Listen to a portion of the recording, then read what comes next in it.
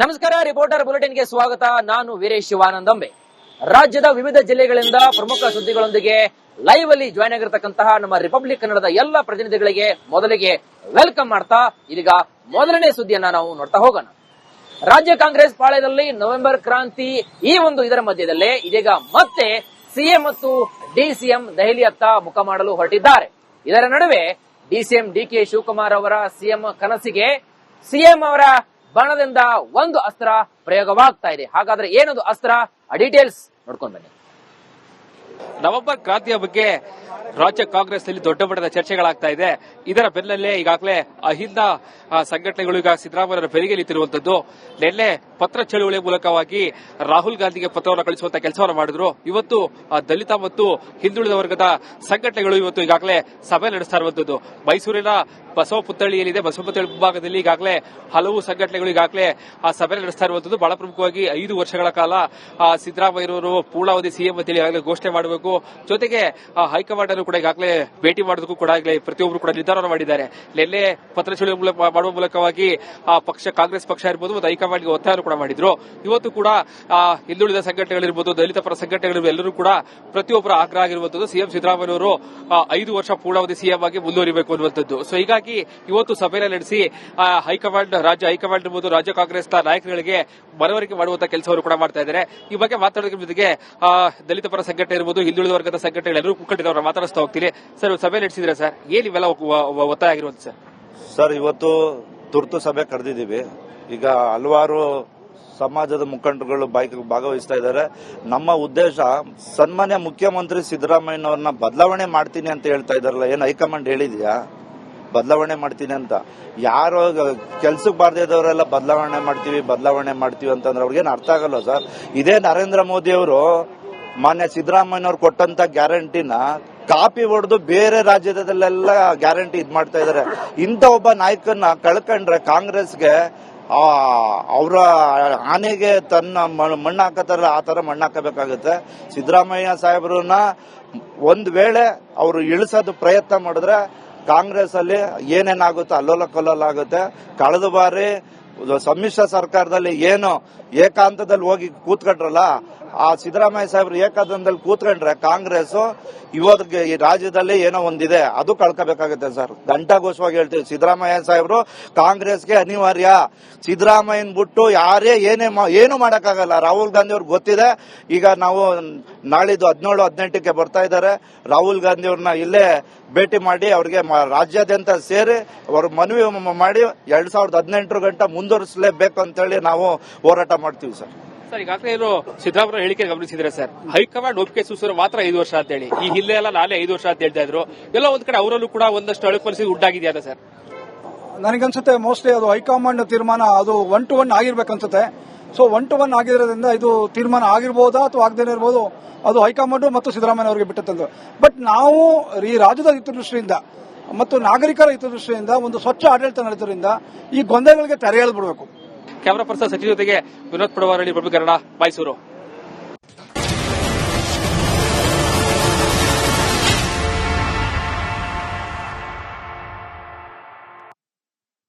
ನಮಸ್ಕಾರ, ರಿಪೋರ್ಟರ್ ಬುಲೆಟಿನ್ಗೆ ಸ್ವಾಗತ. ನಾನು ವೀರೇಶ್ ಶಿವಾನಂದಂಬೆ.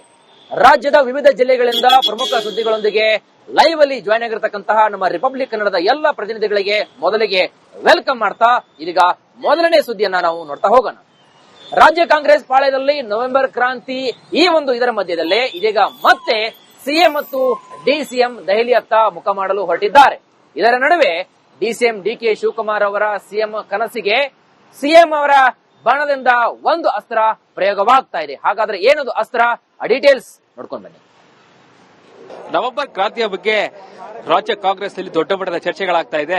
ಇದರ ಬೆನ್ನಲ್ಲೇ ಈಗಾಗಲೇ ಅಹಿಂದ ಸಂಘಟನೆಗಳು ಈಗ ಸಿದ್ದರಾಮಯ್ಯ ಬೆರಿಗೆ ನಿಂತಿರುವಂತದ್ದು.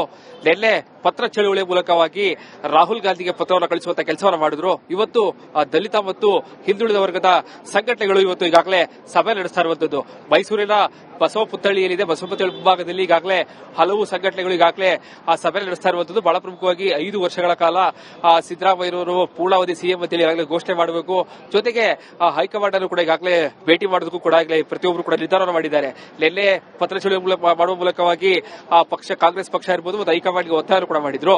ಇವತ್ತು ಕೂಡ ಹಿಂದುಳಿದ ಸಂಘಟನೆಗಳಿರ್ಬೋದು, ದಲಿತ ಪರ ಸಂಘಟನೆಗಳಿರ್ಬೋದು, ಎಲ್ಲರೂ ಕೂಡ ಪ್ರತಿಯೊಬ್ಬರ ಆಗ್ರಹ ಆಗಿರುವಂತದ್ದು ಸಿಎಂ ಸಿದ್ದರಾಮಯ್ಯವರು 5 ವರ್ಷ ಪೂರ್ಣಾವಧಿ ಸಿಎಂ ಆಗಿ ಮುಂದುವರಿಬೇಕು ಅನ್ನುವಂಥದ್ದು. ಸೊ ಹೀಗಾಗಿ ಇವತ್ತು ಸಭೆಯನ್ನು ನಡೆಸಿ ರಾಜ್ಯ ಹೈಕಮಾಂಡ್ ಇರ್ಬೋದು, ರಾಜ್ಯ ಕಾಂಗ್ರೆಸ್ನ ನಾಯಕರುಗಳಿಗೆ ಮನವರಿಕೆ ಮಾಡುವಂತಹ ಕೆಲಸವನ್ನು ಕೂಡ ಮಾಡ್ತಾ ಇದ್ದಾರೆ. ಈ ಬಗ್ಗೆ ಮಾತಾಡೋದ್ರ ಜೊತೆಗೆ ದಲಿತ ಪರ ಸಂಘಟನೆ ಇರ್ಬೋದು, ಹಿಂದುಳಿದ ವರ್ಗದ ಸಂಘಟನೆಗಳು ಎಲ್ಲರೂ ಕೂಡಿದವರ ಮಾತಾಡಿಸ್ತಾ ಹೋಗ್ತೀನಿ.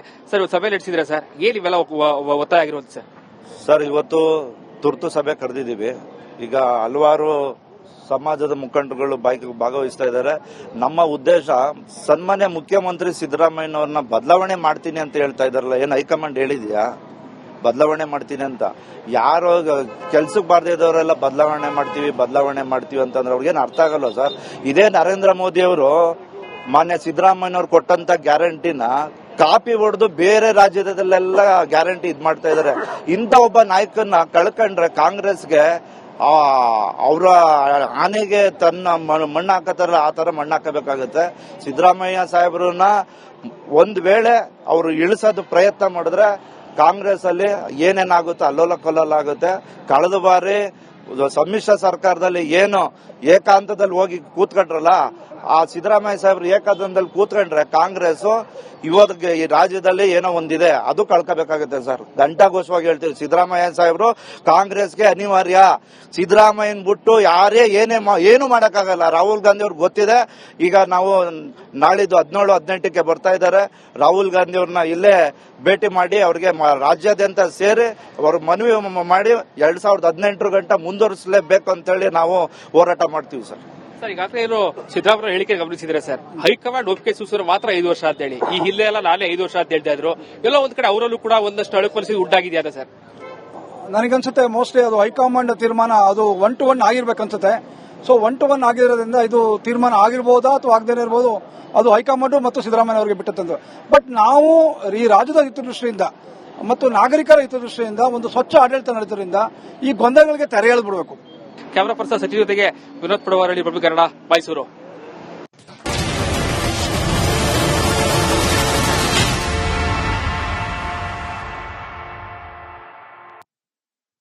ನಮಸ್ಕಾರ, ರಿಪೋರ್ಟರ್ ಬುಲೆಟಿನ್ಗೆ ಸ್ವಾಗತ. ನಾನು ವೀರೇಶ್ ಶಿವಾನಂದಂಬೆ.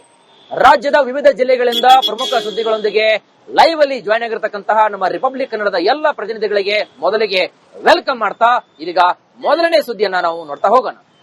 ರಾಜ್ಯ ಕಾಂಗ್ರೆಸ್ ಪಾಳ್ಯದಲ್ಲಿ ನವೆಂಬರ್ ಕ್ರಾಂತಿ ಇದರ ಮಧ್ಯದಲ್ಲೇ ಇದೀಗ ಮತ್ತೆ ಸಿಎಂ ಮತ್ತು ಡಿಸಿಎಂ ದೆಹಲಿಯತ್ತ ಮುಖ ಮಾಡಲು ಹೊರಟಿದ್ದಾರೆ.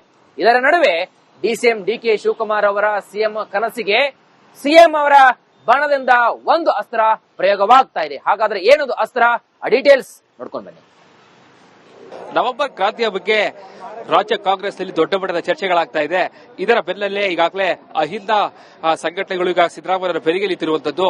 ನಿನ್ನೆ ಪತ್ರ ಚಳುವಳಿ ಮೂಲಕವಾಗಿ ರಾಹುಲ್ ಗಾಂಧಿಗೆ ಪತ್ರವನ್ನು ಕಳಿಸುವಂತ ಕೆಲಸವನ್ನು ಮಾಡಿದ್ರು. ಇವತ್ತು ದಲಿತ ಮತ್ತು ಹಿಂದುಳಿದ ವರ್ಗದ ಸಂಘಟನೆಗಳು ಇವತ್ತು ಈಗಾಗಲೇ ಸಭೆ ನಡೆಸ್ತಾ ಇರುವಂತದ್ದು. ಮೈಸೂರಿನ ಬಸವ ಪುತ್ಥಳಿಯಲ್ಲಿದೆ. ಬಸವ ಪುತ್ಥಳಿ ಮುಂಭಾಗದಲ್ಲಿ ಈಗಾಗಲೇ ಹಲವು ಸಂಘಟನೆಗಳು ಈಗಾಗಲೇ ಆ ಸಭೆ ನಡೆಸ್ತಾ ಇರುವಂತದ್ದು. ಬಹಳ ಪ್ರಮುಖವಾಗಿ 5 ವರ್ಷಗಳ ಕಾಲ ಸಿದ್ದರಾಮಯ್ಯನವರು ಪೂರ್ಣಾವಧಿ ಸಿಎಂ ಅಂತ ಈಗಾಗಲೇ ಘೋಷಣೆ ಮಾಡಬೇಕು.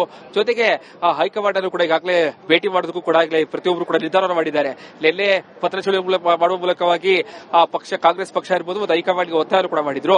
ಇವತ್ತು ಕೂಡ ಹಿಂದುಳಿದ ಸಂಘಟನೆಗಳಿರ್ಬೋದು, ದಲಿತ ಪರ ಸಂಘಟನೆಗಳಿರ್ಬೋದು, ಎಲ್ಲರೂ ಕೂಡ ಪ್ರತಿಯೊಬ್ಬರ ಆಗ್ರಹ ಆಗಿರುವಂತದ್ದು ಸಿಎಂ ಸಿದ್ದರಾಮಯ್ಯನವರು 5 ವರ್ಷ ಪೂರ್ಣಾವಧಿ ಸಿಎಂ ಆಗಿ ಮುಂದುವರಿಬೇಕು ಅನ್ನುವಂಥದ್ದು. ಸೊ ಹೀಗಾಗಿ ಇವತ್ತು ಸಭೆಯನ್ನು ನಡೆಸಿ ರಾಜ್ಯ ಹೈಕಮಾಂಡ್ ಇರ್ಬೋದು, ರಾಜ್ಯ ಕಾಂಗ್ರೆಸ್ನ ನಾಯಕರುಗಳಿಗೆ ಮನವರಿಕೆ ಮಾಡುವಂತಹ ಕೆಲಸವನ್ನು ಕೂಡ ಮಾಡ್ತಾ ಇದ್ದಾರೆ. ಈ ಬಗ್ಗೆ ಮಾತಾಡೋದ್ರ ಜೊತೆಗೆ ದಲಿತ ಪರ ಸಂಘಟನೆ ಇರ್ಬೋದು, ಹಿಂದುಳಿದ ವರ್ಗದ ಸಂಘಟನೆಗಳು ಎಲ್ಲರೂ ಕೂಡಿದವರ ಮಾತಾಡಿಸ್ತಾ ಹೋಗ್ತೀನಿ. ಸರ್, ಸಭೆ ನಡೆಸಿದ್ರೆ ಸರ್ ಏನ್ ಇವೆಲ್ಲ ಒತ್ತಾಯ ಆಗಿರುವಂತ ಸರ್? ಸರ್, ಇವತ್ತು ತುರ್ತು ಸಭೆ ಕರೆದಿದ್ದೀವಿ. ಈಗ ಹಲವಾರು ಸಮಾಜದ ಮುಖಂಡರುಗಳು ಭಾಗವಹಿಸ್ತಾ ಇದ್ದಾರೆ. ನಮ್ಮ ಉದ್ದೇಶ ಸನ್ಮಾನ್ಯ ಮುಖ್ಯಮಂತ್ರಿ ಸಿದ್ದರಾಮಯ್ಯನವ್ರನ್ನ ಬದಲಾವಣೆ ಮಾಡ್ತೀನಿ ಅಂತ ಹೇಳ್ತಾ ಇದಾರಲ್ಲ, ಏನ್ ಹೈಕಮಾಂಡ್ ಹೇಳಿದ್ಯಾ ಬದಲಾವಣೆ ಮಾಡ್ತೀನಿ ಅಂತ? ಯಾರೋ ಕೆಲ್ಸಕ್ಕೆ ಬಾರದೇ ಇದ್ದವರೆಲ್ಲ ಬದಲಾವಣೆ ಮಾಡ್ತೀವಿ ಅಂತಂದ್ರೆ ಅವ್ರಿಗೇನು ಅರ್ಥ ಆಗಲ್ಲ ಸರ್. ಇದೇ ನರೇಂದ್ರ ಮೋದಿ ಅವರು ಮಾನ್ಯ ಸಿದ್ದರಾಮಯ್ಯನವ್ರು ಕೊಟ್ಟಂತ ಗ್ಯಾರಂಟಿನ ಕಾಪಿ ಹೊಡೆದು ಬೇರೆ ರಾಜ್ಯದಲ್ಲೆಲ್ಲ ಗ್ಯಾರಂಟಿ ಇದ್ ಮಾಡ್ತಾ ಇದಾರೆ.